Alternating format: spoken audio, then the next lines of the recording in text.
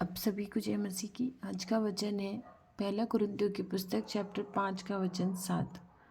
पुराना खमीर निकाल कर अपने आप को शुद्ध करो कि नया गुथा हुआ आटा बन जाओ, ताकि तुम अखमीरी हो, क्योंकि हमारा भी फसह जो मसीह है बलिदान हुआ है। आमीन। प्रभु यीशु मसीह के चेलों ने जब प्रभु यीशु को जाना, जब वो इस संसार को छोड़कर उनके पास से चले गए, जब उन्होंने मृत्यु के बाद में अपने आप को पुनरुत्थान में उज्जीवित कर लिया और 40 दिन तक वो अपने चेलों के साथ रहे और 40 दिन बाद उनका स्वर्गारोहण हो गया। जब वो प्रभु को जान पाए तब वो प्रभु में इतने व्यस्त हो गए कि उन्होंने संसार को त्याग दिया। जब तक वो प्रभु को नहीं जानते थे तो बहुत सी ठोकरें उन्होंने खाई, लेकिन जब प्रभु उनसे दूर हुए और जब उन्हें याद आया कि प्रभु कहते थे कि मैं इस मंदिर को 3 दिन में बना सकता हूँ, मतलब वो अपने शरीर के बारे में कहते थे कि मैं 3 दिन में अपने आप को वापस खड़ा कर दूंगा। जब उन्होंने जाना तब उन्होंने यीशु का ऐसा प्रचार किया कि मानो पूरी पवित्र आत्मा से, अनुग्रह से वो चल रहे हों। भाइयों बहनों, इसीलिए तो उनके चेलों की वचन जो हैं वो हमें जीवन देते हैं। तभी तो वो कहते हैं पुराना खमीर निकाल कर अपने आप को शुद्ध करो। पुराना खमीर मतलब पुरानी आदतें, पुरानी बातें जो हम में हैं, जो गलत बातें हैं, जो बुराइयां हैं, जो गलत हरकतें हम करते हैं, जो पवित्र आत्मा से हम प्रेरित नहीं हैं, पवित्र आत्मा हमारे पास नहीं है। पुरानी चीज़ें चाहे कैसी भी हो, चाहे वो कैसा भी पाप हो, उन सब को निकालो और अपने आप को शुद्ध करो कि नया गूथा हुआ आटा बन जाओ, कि तुम नए बन जाओ, नए आत्मा बन जाओ, ताकि तुम अखमीरी हो। क्योंकि हमारा फसह जो परमेश्वर है वो बलिदान हुआ है। इसीलिए तो उसने फसह की राह दिखाई और कहा मेरा मांस और लहू खाने से तुम्हें अनंत जीवन मिलेगा। फसह मनाना है, हमें किसी तरह का कोई दूसरा त्यौहार नहीं मनाना है, क्योंकि प्रभु यीशु जब स्वयं इस संसार में आए तो उन्होंने भी फसह ही मनाया था। उन्होंने कभी भी अपना जन्मदिन नहीं मनाया था, ना ही उनकी माँ मरियम ने मनाया था, ना ही उनके चेलों ने कभी मनाया था, लेकिन उन्होंने फसह मनाया था।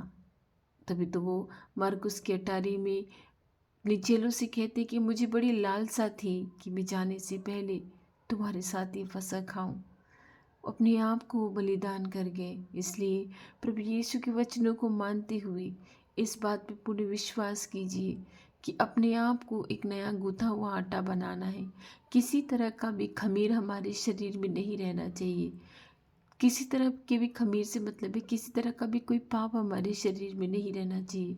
हमें अपने आप को शुद्ध बनाना है, उस जगह से, उन आदतों से हमको बाहर निकलना है जिसमें हम बार बार चले जाते हैं, जिसमें हम बार बार फंस जाते हैं।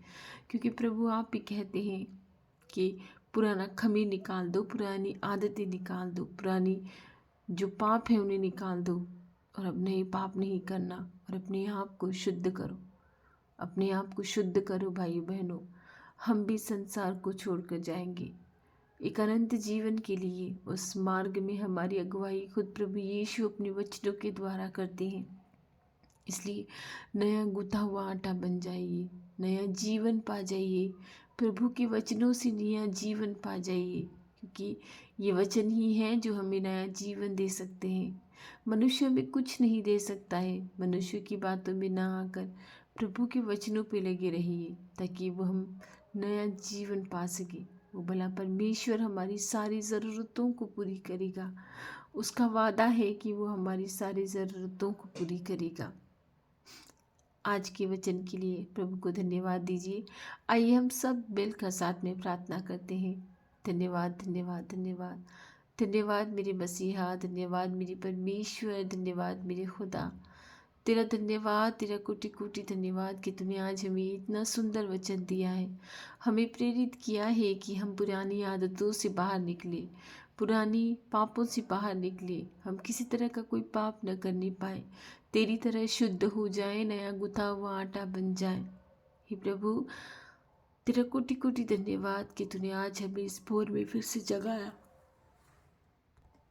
फिर से तेरे पास आकर हमें प्रार्थना करने की योग्य बनाया।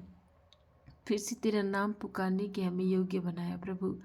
कितने लोग हैं जो रात को सोए मगर सुबह न उठ नहीं पाए। हजारों की भीड़ है जिसमें से तूने हमें चुन कर अलग किया है। तूने हमें नया गुथा हुआ आटा बनाया है। सारा खमीर तूने हमारे शरीरों से हमारी आत्मा से निकाल दिया है। हे मेरे मसीहा, हमारी प्रार्थनाओं को सुन, उनकी ओर कान लगा, हमारी दुहाइयों को सुन, क्योंकि जब तेरी आत्मा से हमें सब कुछ मिलेगा तो हम सब कुछ पा जाएंगे। तेरी हमारी दुहाइयों को सुन मेरे परमेश्वर, मेरे खुदा, हमारी प्रार्थनाओं को सुन। हमारे शरीर से खमीर निकाल दे, हमें नया गुथा हुआ आटा बना दे, हमें शुद्ध बना दे, ताकि हम पुरानी बातों पे मनन चिंतन ना करें, गलत बातों की ओर वापस फिर से ना जाने पाए, वे विचार न करने पाए। अपने कर्मों से, अपने मन से, अपने वचनों से, अपनी बुद्धि से, हम अपने ज्ञान से किसी तरह का भी कोई पाप न करने पाए। हमारे शरीर की, हमारी आत्मा की, हमारे मनों की, हमारी बुद्धि की, हमारी सोच की तू सबकी रखवाली कर परमेश्वर। तू सबकी रखवाली कर प्रभु। ये दिन तुझे चढ़ाते हुए सारी प्रार्थनाएं हम मांगते हैं कि हमारी रक्षा करना, आने जाने में हमारी रक्षा करना, किसी तरह का भी कोई खतरा हो, मुसीबत हो, परेशानी हो प्रभु, तू हमारी रक्षा करना। हमारे प्रिय जन जो अस्पतालों में पड़े हैं, जो हर वक्त हमें देखने के लिए तड़प रहे हैं, जो पीड़ा में हैं, हे प्रभु उनके सुधि ले। तेरे राज्य में अगर उनके लिए जगह है तो उनके सुधि ले, नहीं तो उन्हें चंगाई दे परमेश्वर। मेरे खुदा, ऐसे लोगों को चंगाई दे, नहीं तो उनके सुधि ले। तेरे स्वर्ग राज्य में अनंत जीवन पाने के लिए उनके सुधि ले मेरे खुदा। हमारा मन मनुष्य का मन है, कभी न धापेगा, कभी न भरेगा। हम हमेशा चाहेंगे कि हमारा अजीज हमारे पास रहे, पर तू उनकी सुधि ले, तू उनकी सुधि ले प्रभु। तू उन्हें अपने पास बुला ले, जो पीड़ा में है, जिसे जिसे चंगाई का कोई मतलब नहीं है। तू उनके सुधि ले मेरे खुदा। और जिन्हें तू चंगा करना चाहता है, उन्हें इसी क्षण छू कर चंगा कर दे, चाहे किसी तरह की भी कोई परेशानी हो, चाहे छाती में कफ जमा हो, चाहे गले में जलन हो रही हो, चाहे मुंह से बोला नहीं जा रहा हो, चाहे सिर का ऑपरेशन हुआ हो, सिर का ट्यूमर निकाला गया हो। हे प्रभु, तू चंगा करने वाला प्रभु है। चंगा कर, तेरे मनुष्य को चंगा कर, जिसे तूने अपने हाथों से बुना, अपने हाथों से बनाया। जब तूने बनाया वो ऐसे नहीं थे। हे मेरे खुदा, उन्हें वापस अपनी माँ के गर्भ से निकलते समय वो जैसे थे वैसे बना दे मेरे प्रभु। उन पर दया कर मेरे प्रभु, जो तड़प रहे हैं, पीड़ा में हैं। तू कुछ भी कर सकता है, ऐसा कौन सा काम है जो तू नहीं कर सकता है। तू सब कुछ कर सकता है, तेरे नाम से ही सब कुछ हो जाता है, तेरे नाम से ही जीवन मिल जाता है, तेरे नाम से ही अनुग्रह आ जाता है, तेरे नाम से ही रोग भाग जाते हैं, तेरे नाम से ही शैतान भाग जाता है, चला जाता है, निकल जाता है। हे मेरे खुदा, जो इस समय अपनी कंपटीशन की तैयारियां कर रहे हैं, जिन्हें नौकरी की ज़रूरत है, जिन्हें जॉब की ज़रूरत है, कि प्रार्थनाओं को सुन, उन्हें नौकरी दे, उन्हें जॉब दे मेरे परमेश्वर। हे मेरे भले खुदा, हे मेरे परमेश्वर, जिन्हें घरों की आशीष चाहिए, जिन्हें संतान की आशीष चाहिए, जिन्हें नौकरी की आशीष चाहिए, जिन्हें अच्छे जीवन की आशीष चाहिए, जो तेरे वचनों में आगे बढ़ना चाहते हैं, जो तेरे पवित्र जीवन को जीना चाहते हैं, हे प्रभु सबकी रक्षा कर, सारी सारी मानव जाति की रक्षा कर, तेरी इज़राइल की प्रजा की रक्षा कर।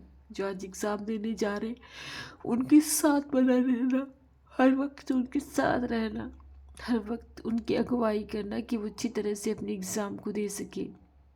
जो बच्चों में बुद्धि की घटी है, जिन बच्चों में बुद्धि नहीं है, ज्ञान नहीं है, तेरे चाहने से सब कुछ मिल जाएगा प्रभु, तेरे चाहने से सब कुछ मिल जाएगा।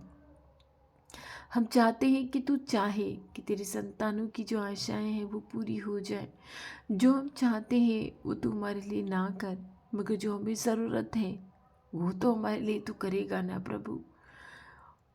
हम जो तुझसे उठकर रोज़ भीख मांगते हैं, हम जो तुझसे उठकर रोज़ाना प्रार्थना करते हैं, हमारी प्रार्थनाओं को सुन मेरे मसीहा, मेरे खुदा, मेरे हमारी प्रार्थनाओं को सुन, क्योंकि जब तक तू न सुनेगा हम पुकारना बंद न करेंगे।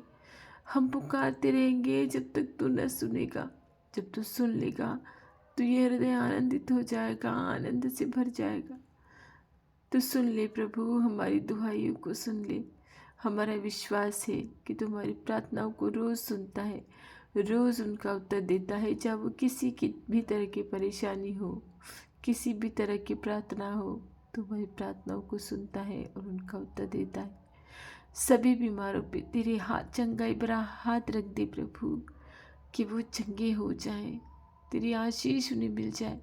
तू मरे हुए लाजर को 4 दिन से जिंदा कर सकता है, तो क्या बीमारी तेरे लिए बहुत बड़ी है? तेरे लिए कुछ भी बड़ा नहीं है। तेरे लिए सब क्षणिक मात्र है, सब राई के दाने से भी छोटे हैं। तू चाहे जो कर सकता, तू चाहे जिसकी सुधि ले सकता है, तू चाहे जिसको जीवन दे सकता है, तू चाहे जिसको त्याग सकता है। पर तेरा वचन है, जो तेरे पे विश्वास करते हैं, जो तेरे अनुग्रह में बने रहते हैं, जो धीरज धरे हुए हैं, जो तेरे अलावा किसी को नहीं पुकारते, उनकी प्रार्थनाओं को तो अवश्य सुनता है। हम विश्वास करते हैं कि तू हमारी प्रार्थनाओं को सुन रहा है और उनका उत्तर अवश्य ही देगा। आज हमारी रक्षा करना, हमारी खतों को आशीष देना, आने जाने में हर परेशानी से, मुसीबत से हमें बचाना, हमारी जुबान पे कंट्रोल रखना प्रभु, कि हम किसी को कुछ गलत न कहने पाए। तेरी पवित्र आत्मा का आशीष देना कि हम उसमें आगे बढ़ते जाए। मैं सारी प्रार्थनाएं तेरी पवित्र पुत्र यीशु के नाम से मांगती हूँ, आमीन।